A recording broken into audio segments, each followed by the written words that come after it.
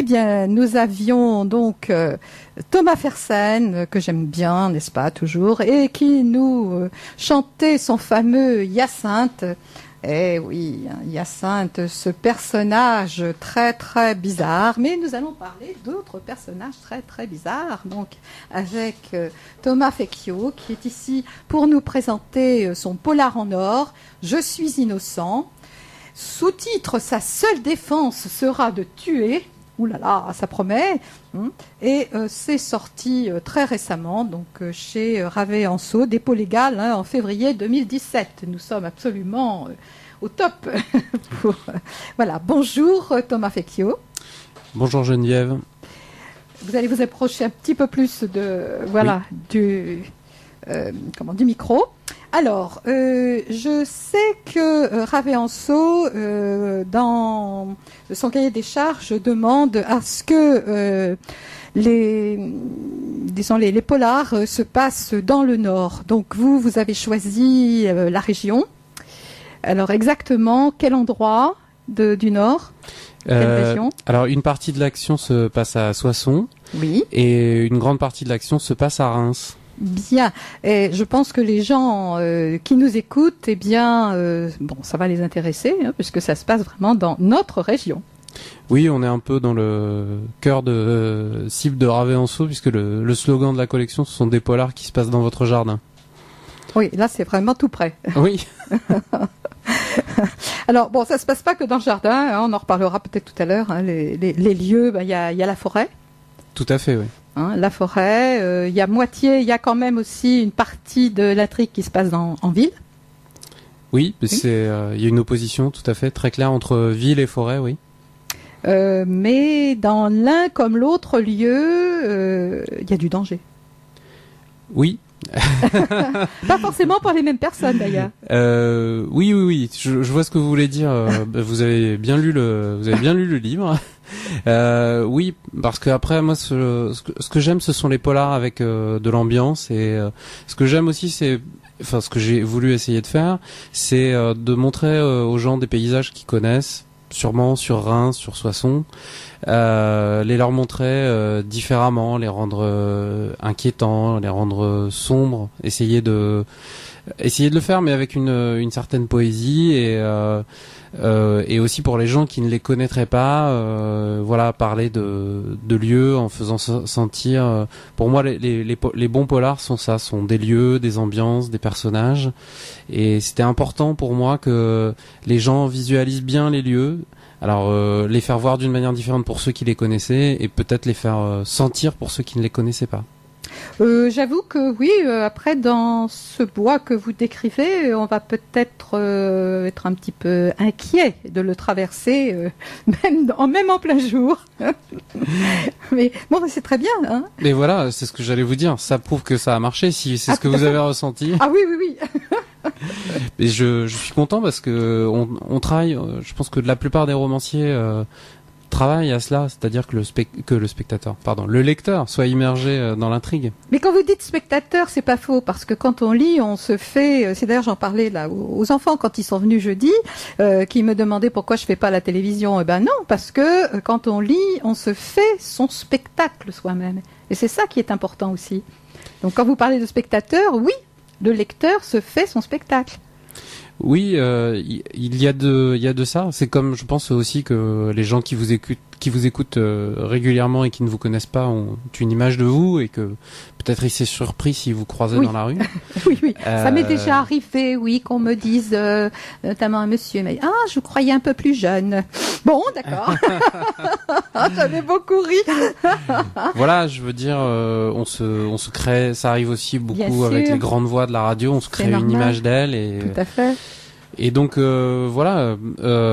j'essaie de parler avec ma voix au lecteur, et j'essaie de susciter effectivement des images en lui, d'où le lapsus avec spectateur. Ah mais tout à fait, à la limite c'est presque pas un lapsus, dans la mesure où effectivement quand on lit ou quand on écoute une histoire, qu'on vous lit, on a des images dans la tête, il y a pas. Et on a ces images. Alors c'est vrai que parfois, et moi ça m'est arrivé assez souvent, quand on a lu un livre et qu'on le voit après en film, Il y a des moments où on n'est pas tout à fait d'accord avec ce qu'on voit sur l'écran. Mais bon, c'est comme ça, et c'est bien qu'on se fasse son film. Alors, votre personnage principal, hein, c'est Boyer, c'est un récidiviste. Oui. Enfin, potentiel. Non, c'est un récidiviste, mais... Il l'a été. Voilà. L'est-il là? Mais c'est toute la question, est-ce qu'on cesse de l'être? Oui.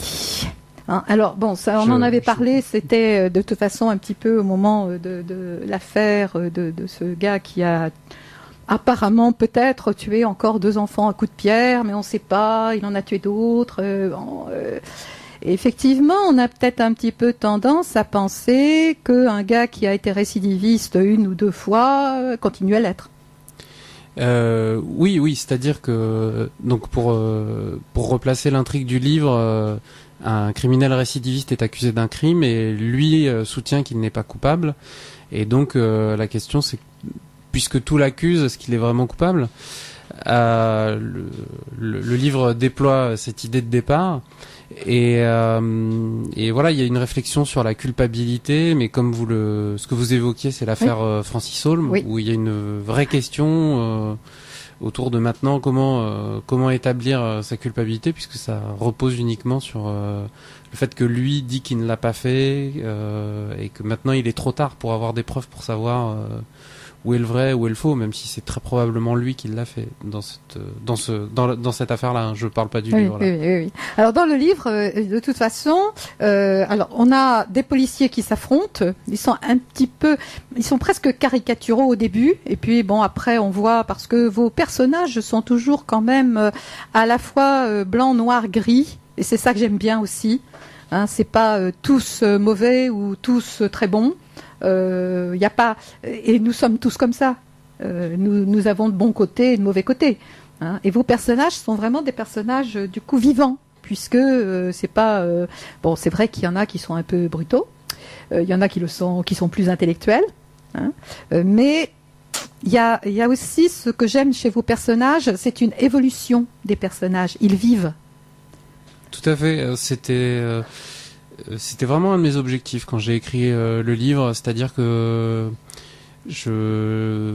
j'avais vraiment en tête l'idée de faire en sorte qu'il y ait un trajet du personnage en fait, que le lecteur, je parle du personnage du policier, hein, oui. C'est-à-dire que il y a 2 personnages, il y a donc le criminel récidiviste qui s'appelle Jean Boyer et le policier qui enquête qui s'appelle Rémi Germain. Et mon idée c'était que le personnage du policier évolue vraiment, qu'il soit transformé par la rencontre avec le personnage du criminel. Donc voilà, j'avais pas envie de me lancer dans il y a des livres qui font ça très très bien, où le personnage est posé en 5 pages et où il bougera pas. Moi j'étais vraiment parti sur l'idée d'une transformation de ce personnage qui effectivement l'amenait dans une zone grise en fait. Oui, mais c'est bien parce que dans la vie, c'est pour ça que je dis, votre livre finalement donne des personnages vivants, parce que c'est vrai que dans la vie on bouge, on évolue, c'est tout le temps. C'est pas possible de pas bouger, ou alors c'est triste. Bah écoutez, oui, moi c'est ce que j'aime en tout cas. Donc je suis content parce que je vois que ça vous a plu et on est toujours content de trouver quelqu'un qui a apprécié votre travail et qui l'a apprécié pour les bonnes raisons. Voilà, moi c'était vraiment aussi un de mes buts à l'écriture, c'est-à-dire je pense que raconter une transformation, ça parle aussi aux gens. Ça alimente les questions qu'on peut se poser à la lecture, de parler d'évolution. Et comme vous le disiez, c'est-à-dire qu'après on peut partir de choses qui ont l'air un peu convenues ou banales. Et je crois que c'est Alfred Hitchcock qui disait on peut partir d'un cliché, l'important c'est de pas y arriver. Tout à fait. Tout à fait. Alors, mais votre personnage récidiviste, donc, va devoir prouver son innocence. Lui, il bouge quand même pas beaucoup, lui. Enfin, moi, il me faisait penser à Jean Genet, mais Jean Genet, lui, est parti côté poésie, écriture, et donc a, en quelque sorte, sublimé ses problèmes. Jean Boyer, il les sublime pas, hein. Pas du tout, non. Mais encore une fois, je pense que c'est plutôt une sorte de, c'est un personnage très négatif qui pour moi, j'ai plutôt essayé d'être dans l'originalité du traitement sur le fait que c'était la banalité du mal, c'est-à-dire que c'est quelqu'un qui mais comme beaucoup de ce genre de criminels, a tendance à modérer ou comment dire, à se trouver beaucoup d'excuses, à se justifier de manière de manière assez cruelle en fait. C'est toujours aussi ce qu'on retrouve souvent chez les agresseurs sexuels qui disent que c'est la victime qui les a provoqués. Non, pour moi, c'était plutôt le fait que dans la confrontation avec ce personnage, le personnage du policier soit transformé. Mais j'ai jamais pensé, je porte pas de jugement dans le livre sur comment dire, sur ce que fait sur la manière dont le policier l'aborde. Après voilà, la rencontre avec ce personnage induit une transformation, mais j'ai jamais pensé m'intéresser plus profondément que ça. J'ai jamais pensé en fait, si vous voulez, lui trouver des excuses, ou j'étais plutôt intéressé sur le fait que c'est plutôt les excuses qu'il donne et qui sont assez révélatrices aussi. C'était plutôt à m'intéresser à cette façon de penser, d'avoir une manière de nier sa culpabilité en accusant toujours les autres de ce qui vous arrive.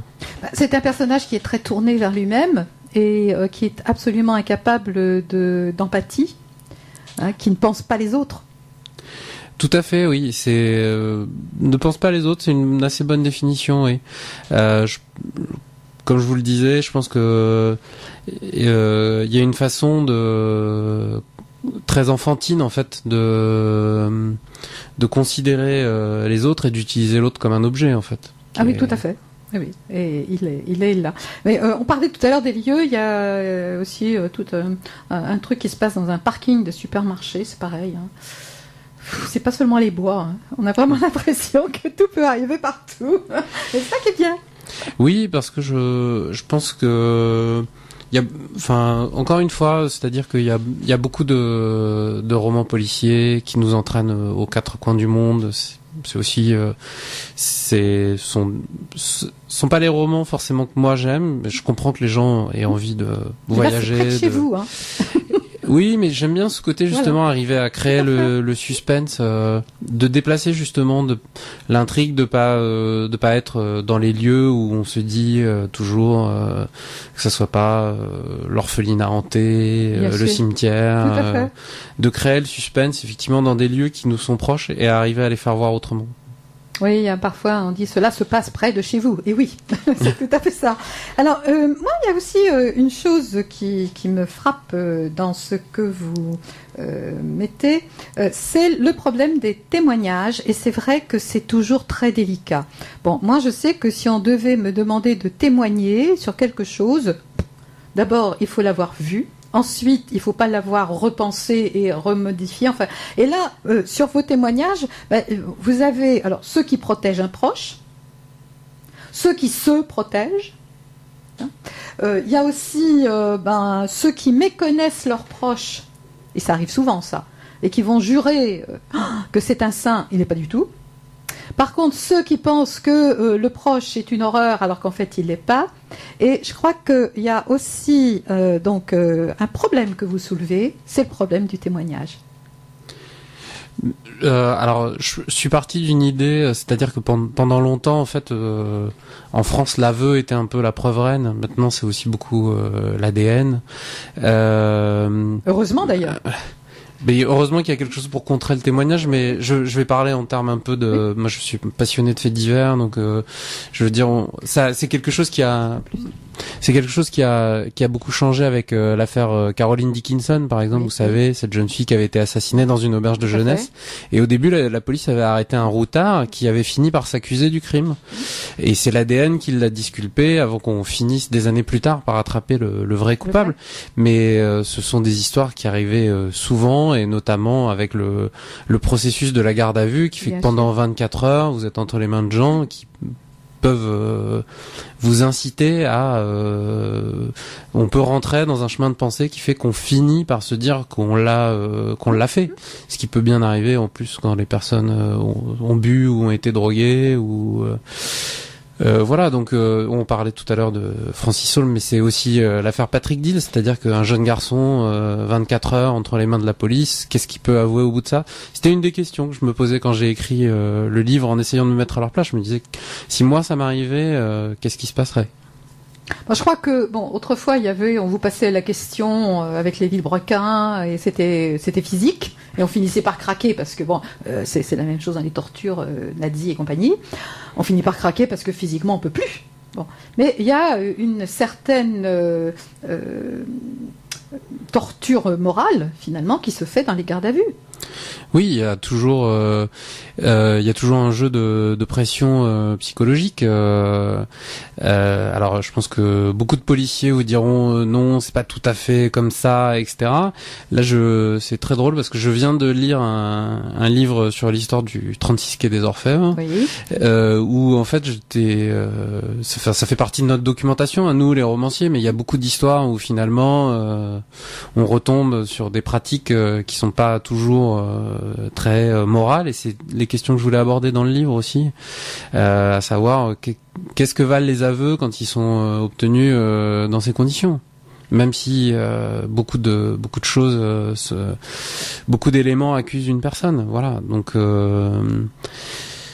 je vois une fois de plus, Geneviève, que vous avez très bien lu le livre et très bien compris les doutes qui m'animaient quand je l'ai écrit.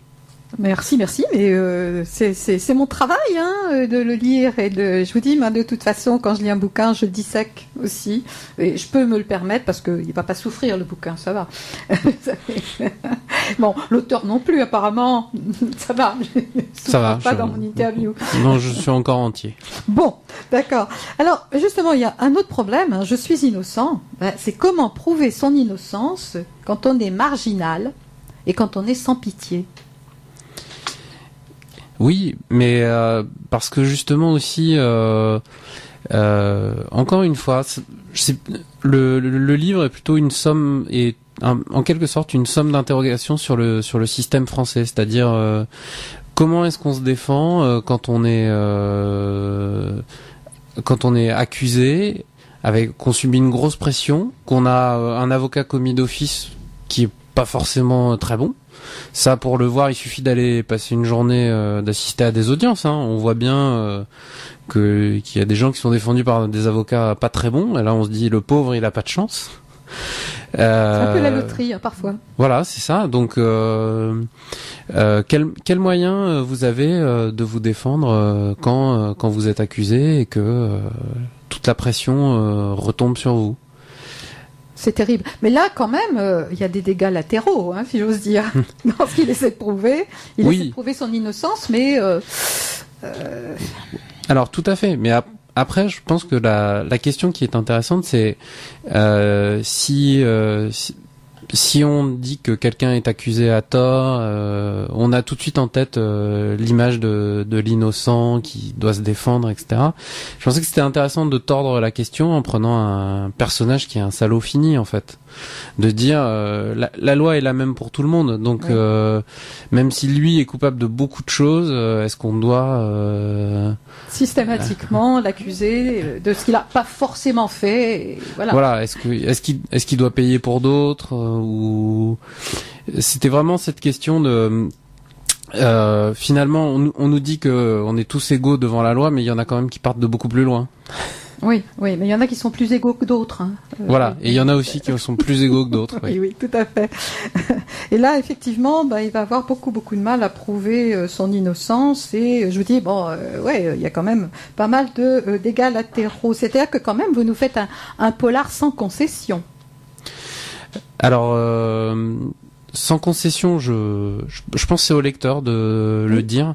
Moi, ce que je veux dire aux personnes qui ont envie de lire le livre, qui ont envie de le découvrir, c'est moi j'ai voulu faire, comme je vous disais, j'ai voulu partir de cette idée, un innocent accusé à tort, en prenant le plus mauvais des innocents possible, et exposer d'une certaine manière la vision que j'avais du système judiciaire, de la police, poser des questions en fait, c'est ce qu'on fait dans les livres. Après effectivement l'intrigue est très très noire, et donc je pense que si vous aimez les polars très sombres, vous aimerez ce polar.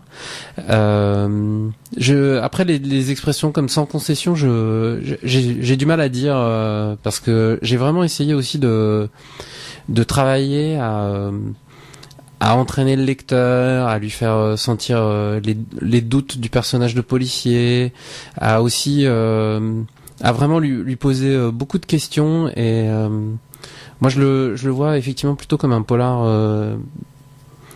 très sombre dans l'écriture, mais pas forcément quelque chose qui soit très radical, vous voyez, quelque chose plutôt qui vous entraîne, et qui, à travers une intrigue qui a l'air assez classique au départ, effectivement, comme vous le disiez tout à l'heure, vous amène vous amène dans la zone grise pour que vous posiez des questions. Très bien, oui. D'ailleurs, je vous avais dit tout à l'heure, les personnages, ils sont ni tout blancs ni tout noirs, et ils sont un petit peu comme nous. Il y a personne qui est blanc et personne qui est noir totalement. Il y a toujours un petit quelque chose. Alors, on va peut-être prendre une petite pause, et puis vous commenciez à parler de votre écriture, et peut-être parler un petit peu plus de la façon dont vous écrivez après. Alors, je sais pas, je vous suggère Bonnie and Clyde Gainsbourg. Ça vous va ? Très bien. Alors, on passe Bonnie and Clyde, et puis donc on retrouve les auditeurs tout de suite après.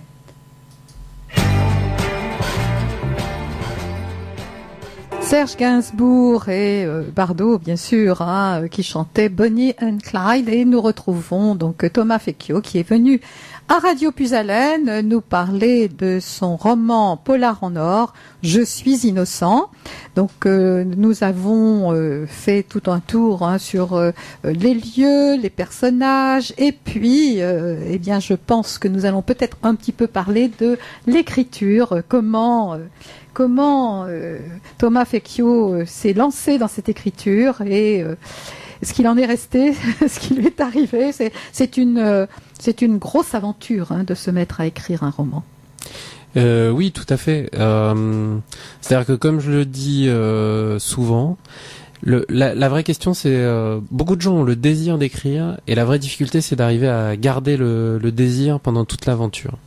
Et quand je dis toute l'aventure, il s'agit pas simplement d'écrire le livre, mais après il faut l'envoyer, accepter que parfois il y ait des refus, que parfois il va falloir réécrire, etc., etc. C'est-à-dire qu'il n'y a pas il y a souvent, je savais pas avant de le faire, donc c'est une petite piqûre de rappel pour les écrivains en herbe qui nous écouteraient. C'est-à-dire qu'il faut presque garder de l'énergie pour le moment où il va falloir affronter les éditeurs. À ce point ? Oui, parce que c'est vraiment une drôle d'aventure, les envois de manuscrits, faire lire son travail, et puis après le faire éditer. Voilà, moi j'ai eu de la chance. J'ai envoyé à plusieurs éditeurs. J'ai été en contact avec plusieurs éditeurs. Je voulais pas envoyer. Je voulais pas envoyer à tous les éditeurs en même temps pour justement en fait me laisser un peu de temps pour réfléchir si j'avais des propositions. Et puis après j'ai eu des difficultés avec un premier éditeur, et heureusement après je suis allé chez Ravet Anso, et d'ailleurs je voudrais en profiter pour remercier Marion Weber-Masséna, voilà, qui est mon éditrice. Et je sais que Marion est vraiment quelqu'un de très très fiable et de très sérieux. Tout à fait, et c'est quelqu'un qui est très à l'écoute et qui a vraiment beaucoup de qualité, donc je pense que... Parce que je pense que dans certaines maisons d'édition, on vous dit non, ou on vous dit oui, on vous fait publier sans vous reprendre, sans vous refaire travailler. Et là, chez Ravet Anso, on vous a fait reprendre un petit peu, retravailler votre texte. Oui, c'est-à-dire que j'ai aussi eu la chance de travailler avec une très bonne correctrice qui s'appelle Émilie Malaquin-Lapawa. J'en parle parce qu'elle travaille comme écrivain public aussi. Donc, si des gens cherchent une bonne écrivaine publique, voilà, ils peuvent aller la voir. Ensuite, il y a toujours aussi, moi j'ai plusieurs fois repris le texte, etc. Et après la signature chez Ravet Anso, donc il y a eu cette phase de réécriture avec la correctrice, Émilie. Et du coup, ensuite, il y a aussi la correction des épreuves. Donc, quand on fait éditer un livre, il y aura au moins toujours 2 ou 3 relectures, reprises, etc. Après, comme je vous le disais, j'ai eu un passage avant d'arriver chez Ravet-Anceau où j'ai été chez un autre éditeur où j'ai été beaucoup moins bien traité et où du coup j'avais déjà beaucoup repris le texte. Donc quand je l'ai soumis à Ravet-Anceau, le livre était déjà bien travaillé, donc je n'ai eu que 2 relectures. Mais c'est possible aussi, il faut savoir accepter le dialogue sur son travail et les conseils des autres pour faire des reprises. C'est quasiment inévitable de toute façon. Oui, surtout que quand on écrit, on est quand même le nez dans le guidon et il y a des choses qui vous échappent. C'est une communication, hein, écrire un livre. Oui, tout à fait. Et encore une fois, ça demande beaucoup d'énergie. Oui. C'est un petit peu, vous savez, comme les matchs de tennis en 5-7, en fait. C'est quand vous corrigez 300 pages, c'est très difficile parce que l'idéal, ça serait de toujours garder la même énergie et la même envie pour tout corriger. Et du coup, pour arriver à garder ça, il faut aussi savoir quelque part respecter ses propres limites, ne pas essayer de se dire je corrige tout très vite et d'essayer de soigner et de faire pour le mieux. C'est ça aussi, ça fait partie des difficultés une fois que le livre est fini d'arriver à garder assez d'énergie pour vraiment bien faire ce travail qui est important. Il y a un vrai défi qui est d'écrire le livre. Quand vous l'avez fini, déjà, vous avez un moment où vous dites voilà, c'est fait, ça y est, je l'ai sorti. Mais après, il y a tout ce travail, éditeur, réécriture, etc., qui demande beaucoup d'énergie et où effectivement, il faut aussi, là, à ce moment-là, savoir garder le cap. Ça n'est pas fini. C'est loin d'être fini, oui. Oui, mais bon, je crois que ça vaut le coup quand même. Ah non, mais je suis très content, mais je suis content aussi d'en parler parce que finalement, moi, je suis parti un peu sans savoir à quoi je m'exposais et je me suis toujours dit si j'ai l'occasion, je préviendrai ceux qui y vont, qu'il faut savoir aussi. Faut garder en tête que ça se termine quand on a le livre entre les mains, en fait. Oui, une fois qu'il est sorti pour de vrai. C'est ça. Voilà. Alors, je voulais vous demander, votre écriture, vous la faites quand? Parce que, bon, vous ne faites pas que écrire dans votre vie. Donc, vous écrivez dans des moments de loisirs, vous vous réservez du temps dans la journée, vous écrivez la nuit. Comment écrivez-vous? Je suis curieuse. Non, c'est une vraie question. Ce que je fais, c'est que j'essaie d'écrire entre 500 et 1000 mots chaque jour. En fait, voilà. Bon, après, bien sûr, je pars d'une idée que j'ai, oui, que je développe, et j'écris, et je me force à écrire tous les jours. C'est la meilleure manière, après, pour moi, d'arriver à avancer. C'est-à-dire que je sais pas toujours. Je sais qu'il y a des écrivains qui font des synopsis complets de leurs livres avant de se mettre à écrire, ou qui s'enferment pendant 8 semaines. Moi, j'essaie d'écrire un peu tous les jours, et après, effectivement, beaucoup, je retranche, je restructure, je développe des choses, j'en retire, et j'essaie de me poser des questions après. Mais j'aime bien l'exercice de s'obliger à écrire tous les jours, parce que souvent, vous partez. Vous n'avez pas forcément une bonne idée sur laquelle vous partez, et vous écrivez, et des fois au bout de ça, quand vous êtes au bout des 500 ou des 1000 mots, c'est là où il vous vient une idée intéressante que vous développez et qui vous permet il y a un côté de dépassement qui peut être très agréable. Voilà. D'accord. Donc vous faites ça à une heure dite? Non. Alors justement, non, j'ai pas d'heure. J'essaie de le faire plutôt en début de journée. Oui. Mais sinon, vraiment, c'est pareil. Je reprends une phrase de Stephen King qui disait: si vous n'êtes pas capable d'écrire partout et tout le temps, vous écrirez jamais. D'accord. Et je pense que voilà, sauf quand bien sûr on est écrivain de profession, parce que on vit de ses livres, où là on peut dire je m'enferme 2 mois et j'écris le livre. Je pense que sinon, pour la plupart des écrivains, ça tient au fait de se ménager du temps dans la journée, mais il faut être. Je sais qu'il y a des gens qui se lèvent à 5h du matin, ou qui écrivent la nuit, etc. et tout. Mais moi, en fait, je dors, en général, la nuit. Du coup, par contre, j'écris dès que je peux, en fait. Dès que vous pouvez. Alors, vous écrivez sur votre ordinateur, sur un petit carnet? Non, sur mon ordinateur. Oui, oui. Alors parce que moi, j'aime bien aller très très vite pour écrire. Oui, oui. Et du coup, j'ai appris à taper assez vite et l'ordinateur, c'est vraiment l'outil de travail qui me va le mieux en fait. Oui, alors là, on va, soi-disant, nous changer notre clavier. Vous avez l'habitude de taper vite, vous verrez. Non, il paraît qu'on va quand même pouvoir garder aussi l'AZERTY, alors on verra. Oui, j'ai entendu parler de ça. Après, je pense que ça, c'est... pour moi, c'est juste une question d'habitude. Bien sûr. Mais non, pour moi, enfin, en plus, l'ordinateur offre quand même beaucoup de commodités. C'est-à-dire que... et puis, je pense que c'est une question d'habitude. Hein, je veux dire, on faisait déjà... Je pense qu'après, voilà, on réfléchissait certainement beaucoup plus à ce qu'on écrivait quand on écrivait à la main dans des carnets, ou qu'on le fait toujours. Mais l'ordinateur a un côté un peu libératoire pour moi, justement. Je peux écrire sans forcément trop réfléchir à ce que j'écris, parce que je sais que je peux couper dans les phrases, déplacer des morceaux, etc. Mais c'est une vraie question sur le mode d'écriture, parce que je connais des gens qui écrivent au stylo, par exemple, et du coup on réfléchit beaucoup plus à la construction de sa phrase quand elle se fait. Oui, enfin, il y a aussi la possibilité, mais ça, moi, je faisais ça autrefois avant de pouvoir faire les choses à l'ordinateur. J'apprenais à faire ça à mes élèves aussi, et les ciseaux et le scotch. Oui. Et c'était amusant parce que après, on a retrouvé ça avec l'ordinateur. Parce que bien souvent, on se rend compte qu'il y a une phrase qui est mal placée et que si on la place ailleurs, ça, voilà.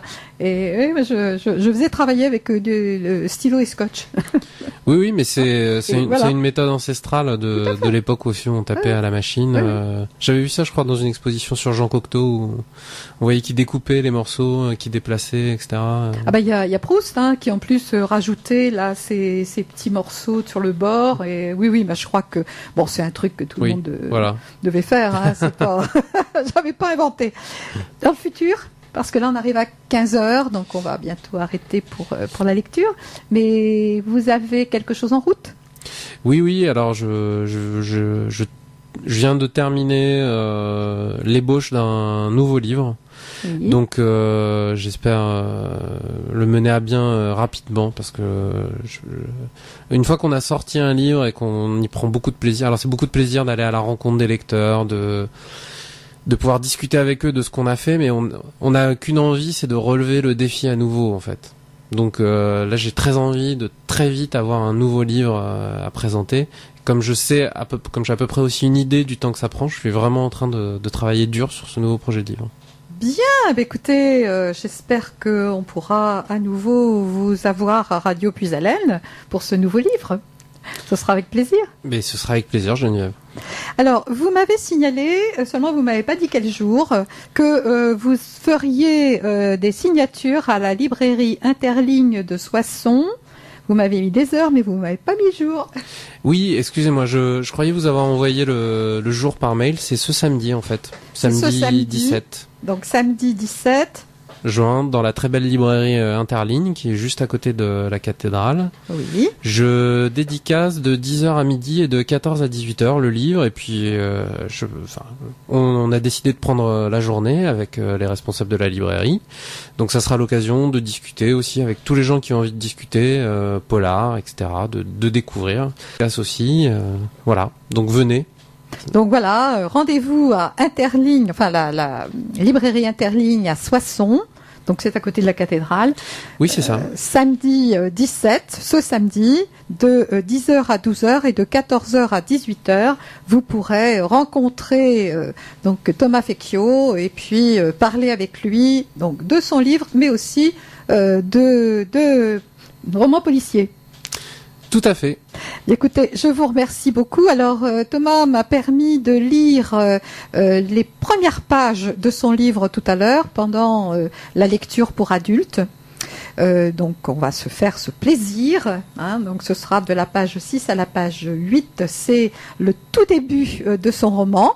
Et puis, eh bien, à vous ensuite de le continuer. Alors, je rappelle d'ailleurs que ce roman, on l'a déjà à la bibliothèque de Carlepont. Donc, les gens qui sont à Carlepont peuvent venir l'emprunter à la bibliothèque. Il n'y a pas de problème. Et puis, sinon, écoutez, vraiment chez Ravay-en-Sault, c'est 14 €. C'est vraiment pas cher, je trouve, pour un moment de grand plaisir. Oui, bah écoutez, moi vraiment j'ai écrit ce livre pour que ça soit lu et pour en discuter. On peut facilement m'adresser des remarques sur Facebook si on veut en discuter avec moi. Voilà, et puis je suis très content qu'il soit à la bibliothèque de Carlepont. Oui, oui. Voilà, où les gens vont pouvoir l'emprunter et le découvrir. Puis sinon, au contraire, allez chercher voilà, chez votre libraire. Parce tout à fait, oui. C'est vrai que quand on emprunte à la bibliothèque, on peut pas. Moi, j'aime bien écrire sur les livres, et quand on emprunte à la bibliothèque, on peut pas. Mais moi, dans ces cas-là, je mets un petit papier dedans, et puis voilà. Mais bon, hein. Bien. Eh bien, écoutez, je vous remercie beaucoup, beaucoup, et puis, eh bien, j'attends le prochain. Eh ben, écoutez, merci à vous, et puis le prochain arrive.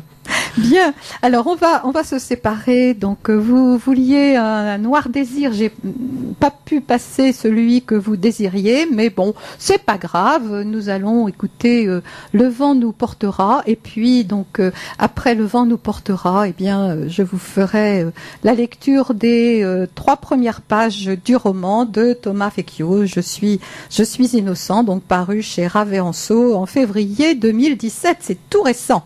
Alors, à tout de suite.